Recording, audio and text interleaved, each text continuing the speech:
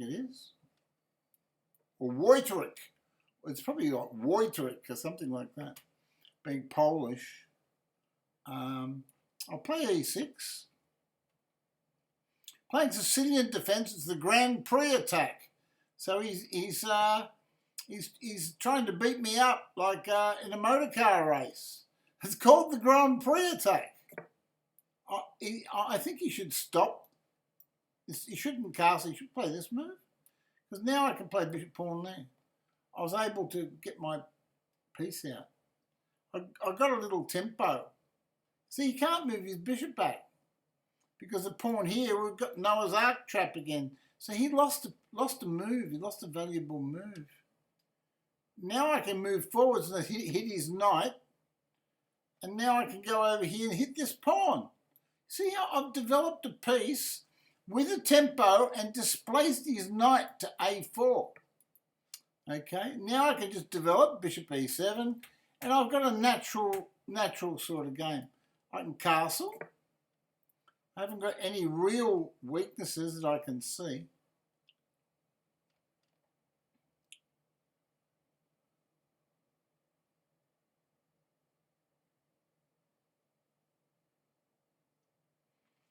There's a bit of fine tuning in this position. A little bit of fine tuning. I can play all sorts of things, but I won't play all sorts of things. I can just play pawn here. I mean, really, his knight's on the side of the board. Look at his knight. It looks silly, right? It's a silly knight. Well, if he does that, I can take a pawn in the middle of the board.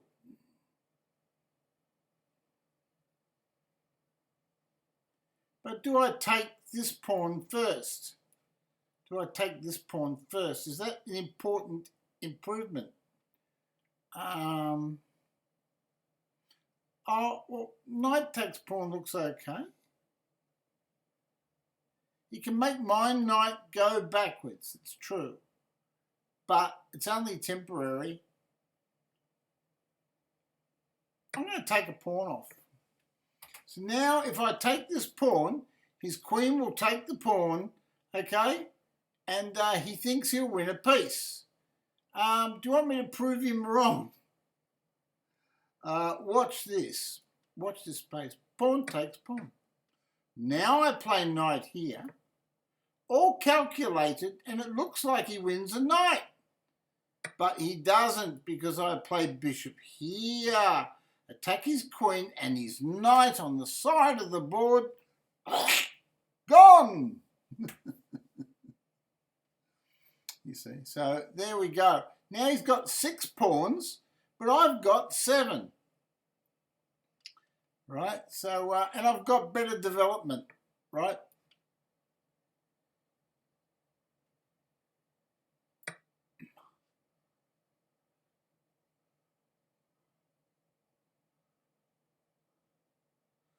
Now we're getting closer to an endgame. And I've always said how I like endgames. This position here, his queen is almost trapped. So I'm going to play queen here anyway.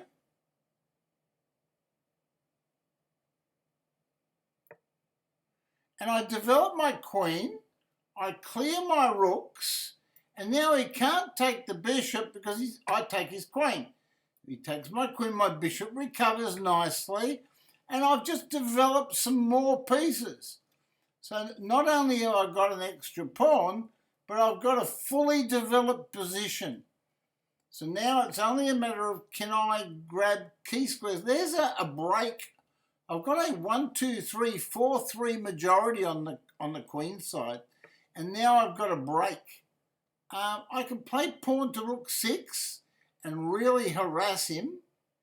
And you know what? It might be the best way to go. I'm not sure. I also do like knight to e4. It's dangerous. Okay, we're going to play pawn hits bishop, right? Now we're going to put our knight in the middle of the board. And the reason why we put the knight here is because knight here is very pretty. It's connected with the pawns. It feeds off the pawn structure. And we also can now play bishop f6.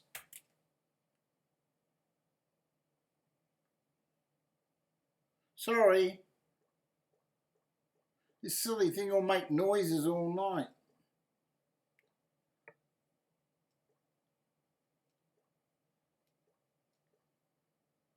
Right, so we've got rid of all those silly things. Now he wants me to take the knight.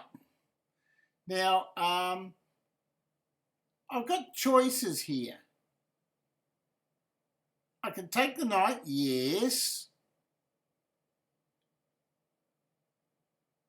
Am I winning if I take the knight? I don't know that I am.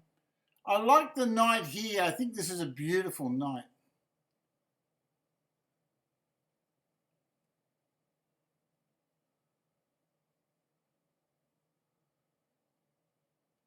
I'm going to take it. I need to develop quickly, so I'm going to play bishop hits rook. Okay. I've got a problem. See my pawn structure? I have got a problem with my pawn structure.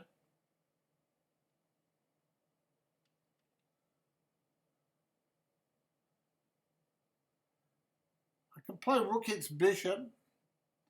Oh God, this is a bit strange. I really want to play bishop there. Play rook here. I don't like this move. You know when you play a move and you just don't like it.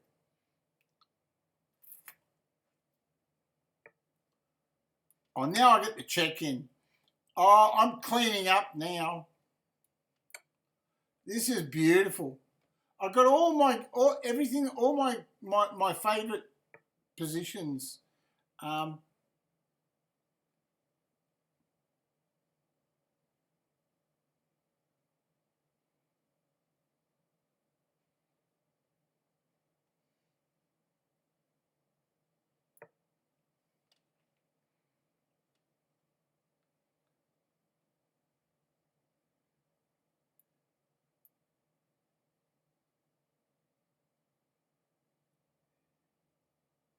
This is a very cruel position. This is cruel. Don't be cruel. Da, da, dee, da, da.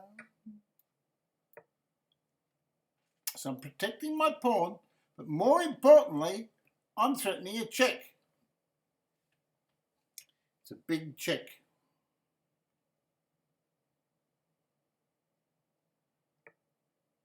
Yeah, that's the only move to save the checkmate.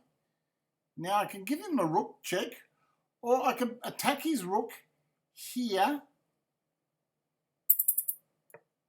Now attacking his rook. Now, what does he do? If he attacks my rook, I take his rook. If he doesn't take my rook, I will take everything with a checkmate, right? So how is that for a lovely endgame? And we play that against Woterek. So we're trying to show you a little bit about endgames. Now, after the magic move rook to f6, we are threatening checkmate. I think he chose the only move in the position. And now bishop here, we're analysing this move. You see, it'd be very easy to just check, and then he escapes. He escapes out of the net, see? So what we're doing is, because we've got this diagonal here, we see the checkmate. Now, the worry is that if we play bishop here, threatening checkmate, right, that he could push the pawn on our rook, stop the checkmate and threaten to take our rook. But the problem is that we take his rook first, okay? That's his problem. And now if he takes the knight, well, we take the bishop and we've got two bishops, okay? So the best move for him is bishop takes bishop, right? And now the best move for me, I can't allow him to take this pawn, right? So the best move for me is to play rook here, attack his bishop. You see, he hasn't got time to take this pawn. Very important in the endgames you get the move order right. Now, he can play bishop here. He can't really go here. Oh, he could go there.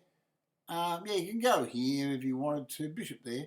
But what I'm going to do is it doesn't matter what he does, I play bishop here, right? And now he's got a problem. If he wanted to save his bishops, well, have a look at his pawns. His base pawn's going to go, and this pawn's going to queen, right? So if I don't get the checkmate, I get the extra piece, right? So I hope you enjoyed that endgame study. It says you only made 2 mistakes, Woterek. Did you hear that? So Woterek says that it says that he only made 2 mistakes. Why don't we take it to the analysis board and have a look? He said he could flag me, but I can play fast. I can play fast. I'm 1500 rating in 1 minute blitz. Okay, right here. We'll just have a look. Just see what this is always good to do this. I played with, oh my God. I played with 95.3% accuracy. That's Grandmaster standard, right? That's that's very, very high. 95.3%. That's Grandmaster standard, right? But it's very instructional. So I'm really glad that Woterek played me today, because it's not feeding my ego. This is very, very good for students of chess that can learn to understand and play these endgames and find these little finesses that will make them better players, right? It'll make them better players. So, and he played with 78.9% accuracy. So he didn't play a bad game at all. He can be very proud. He's played nearly 80% accuracy. So he's just come up against a monster, really. It's like he's gone out there and he's done all his gym work and everything else, and he comes up against Muhammad Ali or something, right? Or maybe not quite Muhammad Ali, Mike Tyson. Boom! No, there's more finesse. Sugar Ray Robinson. So we're talking boxers. I played my chess more like Sugar Ray Robinson. It was more mental and a lot of finesses and techniques and stuff. Iron Mike was a thug. He was a thug. He was brutal in the ring, Iron Mike, especially when he was on his way to his first world title and his second world title, or defences of his title, the early defences, until he met Buster Douglas, you know. A friend of mine used to go to school. He passed away. He went to school with Jeff Fennick, and Jeff Fennick was a Hall of Fame boxer, and Jeff Fennick gave my friend this huge signature thing of all the greatest boxers in the world, and all signed and autographed by the people from the boxers from the Hall of Fame. And so what we did was I gave it to my brother-in-law. Yeah, but it was signed by Jeff Fennick. It was signed by Mike Tyson, and it was signed by some other Hall of Famers. And it was all personally signed. It was a massive thing. But yeah, so interesting. I used to like the boxing, especially around when Muhammad Ali was fighting. Those were the days. Anyway, we've got some challenges now. We've just got to get out of this. We've got some challenges. J.R. Day, or J. Day, he's 1284 and he's from Iran. And we'll just play D5. We'll play like the old Russian masters. Here he goes. He's playing there. So what we do here, we'll just play E6.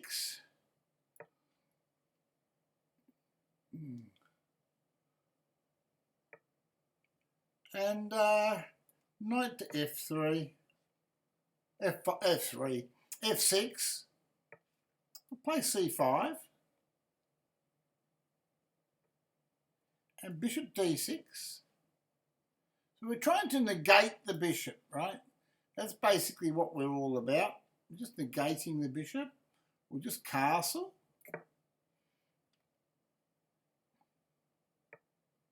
And we'll play knight C6. Okay?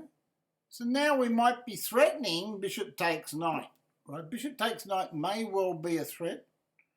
Certainly queen C7 might be a threat. So, because White's White's got a very good pawn structure. See, so when we look at White's position, he's got a very good pawn structure. If he's allowed to play knight here, he gets an interesting game. But I think he might have underestimated the power of this move. This is interesting. This could it could backfire on me.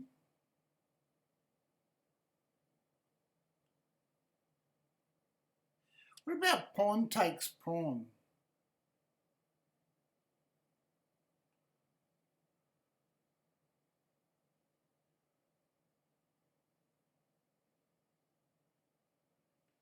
What about queen c7? Okay, so we're playing queen c7.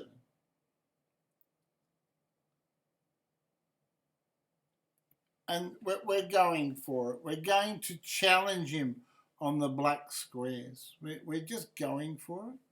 Now, this is the key move. I had to actually look at the position and find this move prior to playing it.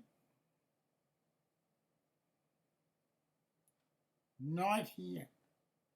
I'm trying to undermine this knight's early advance onto my side of the board, right? So what he's done is he's actually advanced his position onto my side of the board. This is my territory, right? That's my territory. And he's brought his knight into my territory. And so what I'm saying to him is, get out of my territory. You're not welcome. And so now what he does is he develops my pieces. And now after knight takes knight, he's basically busted. He's played it badly. So just a little bit of inexperience on JRD's or JRD's part. He's from Iran, and but he played well. He had the basics. Remember, he's 1284. He hasn't learnt those finesses of the game yet, but you see his pawn structure was beautiful, right?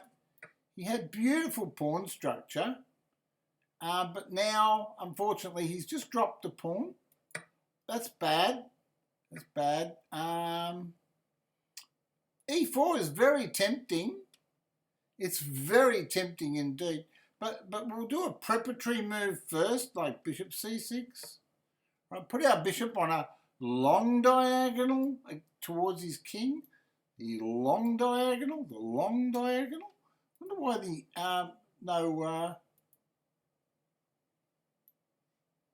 there it is, the long diagonal. Okay, so now what I want to do is I want to open the position up. Yes, from an endgame perspective, he's got double pawns. That's correct. But in this position, because we're a pawn up and we have the power of hoodoo, so we're going forwards. We've got a pawn mass here, and it's very important to take control of key squares when there's major artillery on the board. So you have to be flexible in your game and the way you approach your game. His king is weak. Can you see these squares here? Particularly these two squares. His king is weak, right? So he's got a weak king position. His king would have been safer over here, right? So his king's in the wrong position. And now we need to somehow break through, right? How do we break through in this position?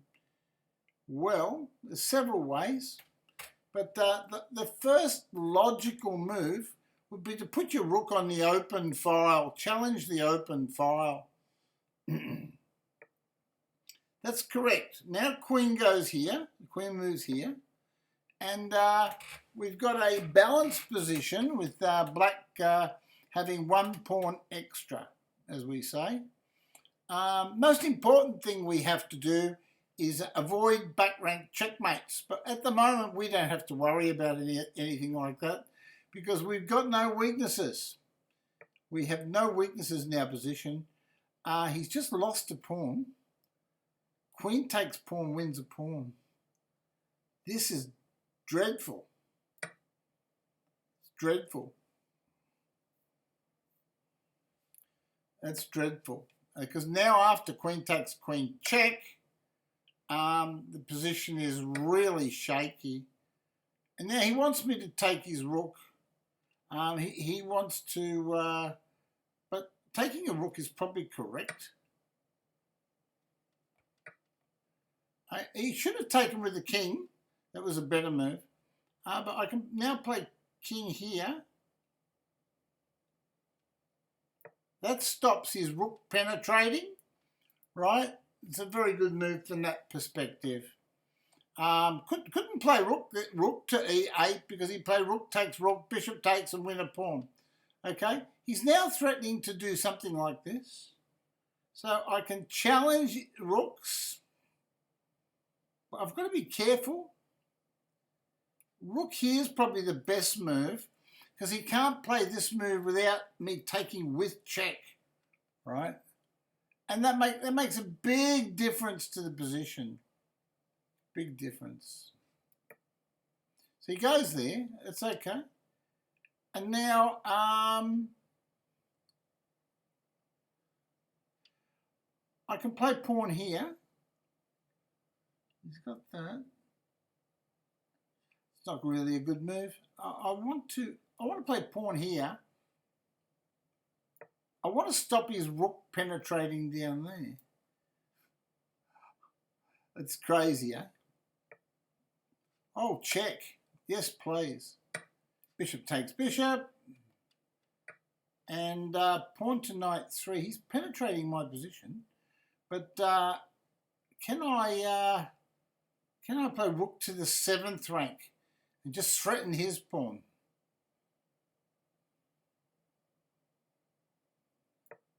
So if he takes my pawn, I take his pawn. Does that make sense? All right, because what I want to do is I want to try. I mean, there are chances for him to draw this.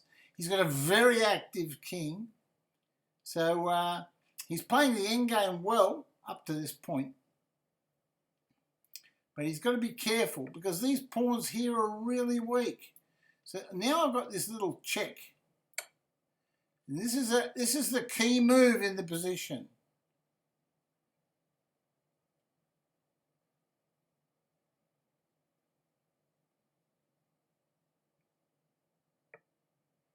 Well, that's the worst move. He had to play king back here. That was the only move because now rook here is deadly. Absolutely deadly. Because I'm threatening 3 pawns. So my rook is so active now that the game is over. Now I can play rook takes pawn check. He takes a pawn. We can move back and hit my king. But I'm still winning easily now. Oh, got to be a bit careful. I just remembered something. I just remembered something here. My best move is king here. Right? So I get my king to be active, right? Because he wants to penetrate in the 7th rank and get his rook amongst all my pawns, right? So what I do is I develop my king. So I've got a fighting king now. And now I can take pawns with check and stuff, right? And I don't have to take this pawn. I can take this pawn over here. But I'm probably better off taking that one. check there, yeah. And now rook takes pawn. So now I've got 5 pawns and he's only got 2. But in rook and pawn endgames, though the pawn count's very important,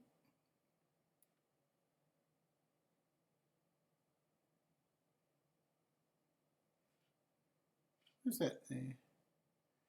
Though the pawn count's very important,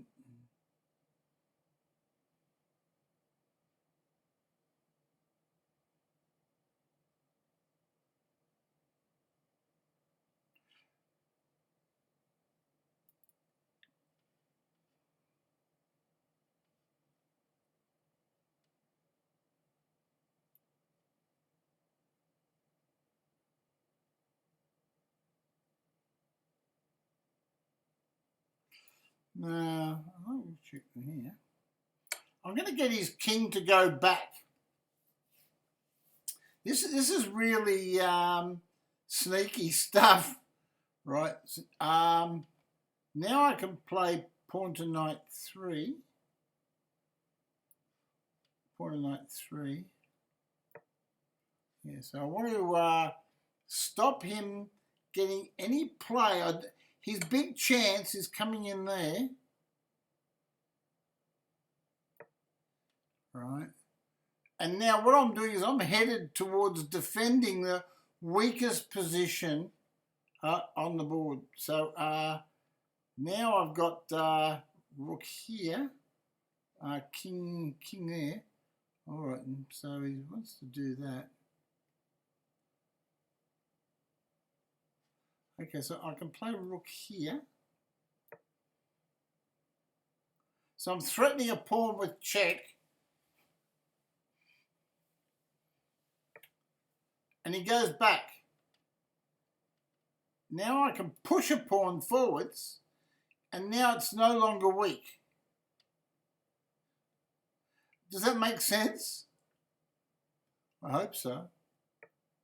Now I can play king back.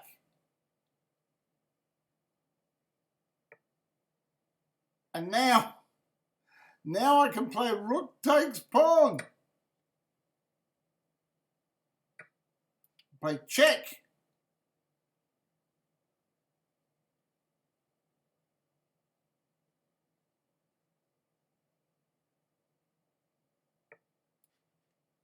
And protect the 2 pawns. So now he's got no play at all. And my 2 pawns are going to go for a queen. So he lost time there. So now I can play pawn here. Can I do that? Yeah, pawn here. And I'm going to eliminate the last pawn with king here. You can't save it. It's gone. I'm going over here now to where all the pawns are. That's just to slow him up a little bit. And we'll go over here now. And we'll go and support these pawns to queen them.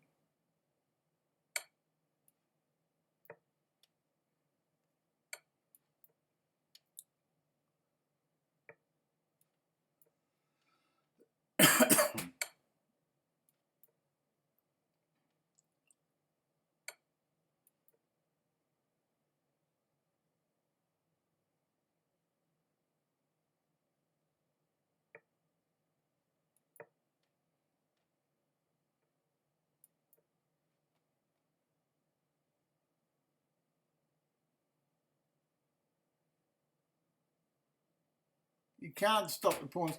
He's playing like a genius, but it doesn't help him. I could have played rook checks and changed rooks, but there's just nothing he can do. Can't stop 3 pawns.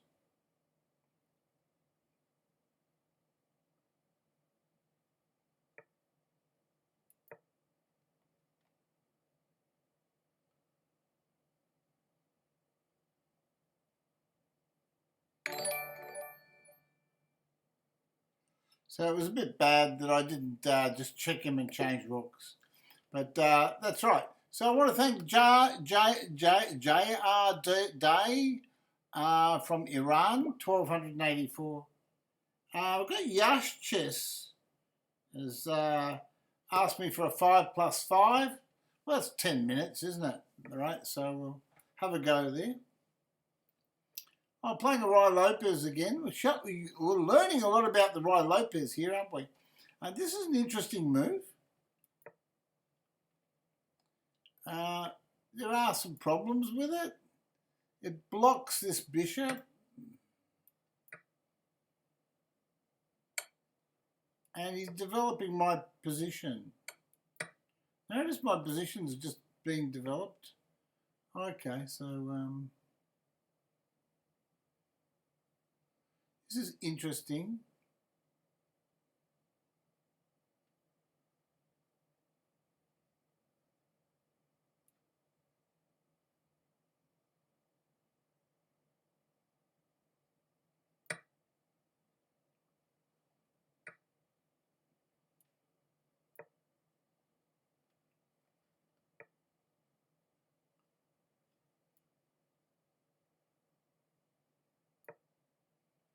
So I'm threatening his knight.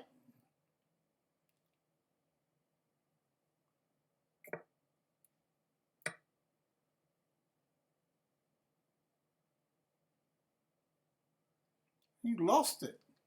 So I go back here to defend my king side, right? So I'm defending my king side.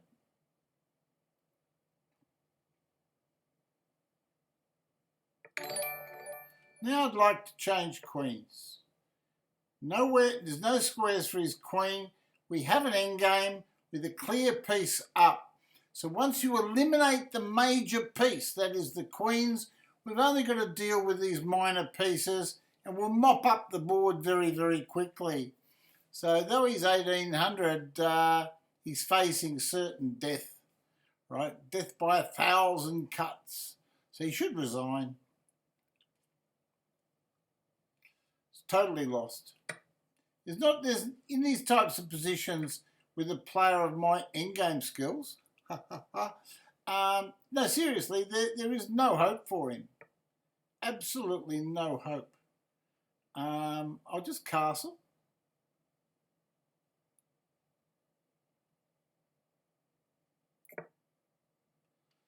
Okay. I'll put my knight on this square. Very logical. I look for threats. Straight away, there's a threat. Look at that threat there. See that? Knight here. We're threatening the bishop and we're threatening the pawn. And now, tell me, can you see a move here that would absolutely crush him? Well, knight here. Look at this move. And we want to bring this knight in here. You see that? See how the pieces are coordinating? Especially when you, not just because you've got an extra piece, and because you're occupying key squares again. Key squares. Chess is all about square control. Right? So once you know that, you're sweet, right? You got no problems with your chess game. He's got rook. The only move that he's dangerous is rook here, threatening the knight, and he's on the bishop, right? But I've got knight here, and I'm on his bishop. So my bishop's protected. So I haven't got a worry in the world. But he's got his bishop attacked. And so this is a problem for him. It's a big problem. Right? So his pieces are not coordinating.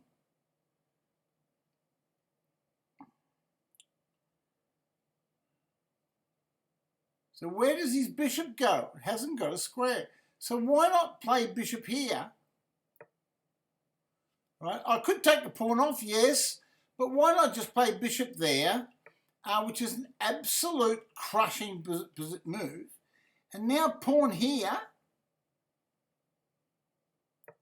Attack his bishop again. And where does his bishop go? Look, that's covered, that's covered, that's covered, that's covered. He's got no squares for his bishop. So we've occupied all the key squares. And now his pieces are just not coordinating. They're totally in a mess, right? So the two knights are dominating the whole board. It's absolutely horrible.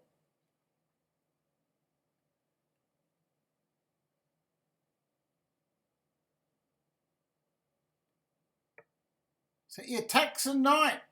But you know what we can do in a position like this? We can protect the knight. Look at that. We can protect the knight, okay? So we protect the knight. That's it. Very simple move. And we're still on the bishop. And it still hasn't got a square. And now we're threatening knight takes pawn as well. Right? What can he do? He's going to just lose everything. The whole house of cards is about to collapse. So this is how you play these types of positions. Okay, now in this position, you can take the bishop, right? It's probably the best move. But knight takes pawn is possible. Knight takes pawn. It attacks the castle. Where does the castle go? Where does the castle go? You see, so we'll put another question to him, right? So he goes over there. He wants to play bishop here, or knight here, or here, and threaten my g-pawn, right? But now I can play knight takes bishop. If I want to be real bad sport, I take the bishop, right? And now he can't play knight here. Our knight here can be thwarted with g3. So he's got no moves. Okay, so now we can play bishop hits knight, or we can play f4. What about this move? This looks like a nice move. We just attack his rook. Right, now the reason why this is a good move is this pawn combines with my knight. See how my knight combines with that pawn? He can't really attack my knight. If I wanted to, I can even play pawn here and say, what are you going to do about my knight? You can never move my knight, okay?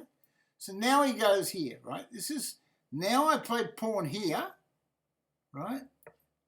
And now he's got no moves. His rook is trapped.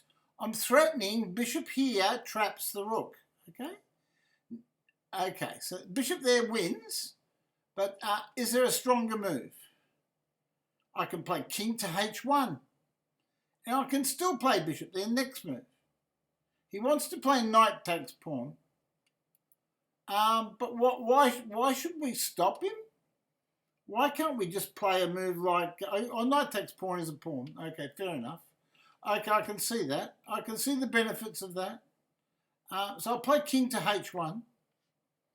And so now he's really got to play knight takes pawn. It's an awful position. Now he wants to save his thing. I attack his rook. Okay? And then he's only got one square, and the knight check finishes him off. You see? And now he just knight takes rook. And bishop pins the knight against the king. It's fatal. And now rook here, we just occupy the semi-open file, attack a pawn, a rook check. You come up trying to mate me. No, he doesn't. Rook here, double the rooks on the pawn. And now pawn here, right? See how powerful that is? He can't take because he'll lose his rook. And now we can just drive this pawn all the way through to a queen, right? So that's how the endgame's played. I'm just going to decline him there. So we're going to see if there's any other players that would like a game. So I hope you found that instructive. I did stream this morning.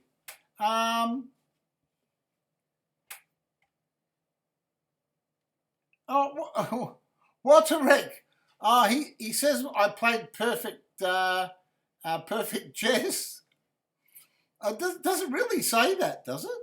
Well, I played 95% in the previous game, 95% accuracy. That's Grandmaster standard, I think. And then, what about this particular one? See what it is. We'll have a little look.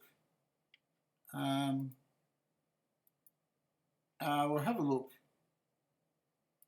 I'm going to the analysis board just because I want to just see what the engine said about the game. It's one thing for me to say, oh, this, and that, but I wonder what the engine thinks about my accuracy. Well, let's see. Yashchess says that, unfortunately, I played too well. But we'll just see what the engine says. 94.9. See, just under 95%. Almost 95% accuracy again. So the end games, I'm deadly. I'm deadly in the end games. That proves it, doesn't it? So, yeah, I'm playing like an international master or a grandmaster in the end games. So it makes it really hard for my opponents, yeah. And the engine coach says it was a smooth game. You had the advantage from start to finish, right? Now, you can't see that, but I'm going to try to shift it for you.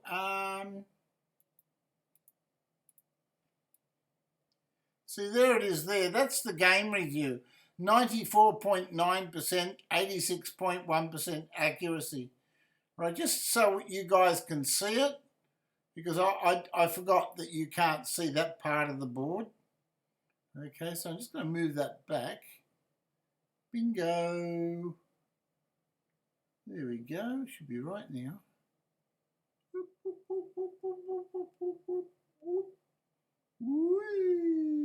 There we go. I think that's all right now. Right, we've got to lock that in, and we'll see if there's any other players now who would like to have a game. Oh, do we have a challenge? I hope I haven't lost the challenger. He wants another game. Let's say Yashchess wants another game. Okay, so what do we do this time? Play D. Play EC.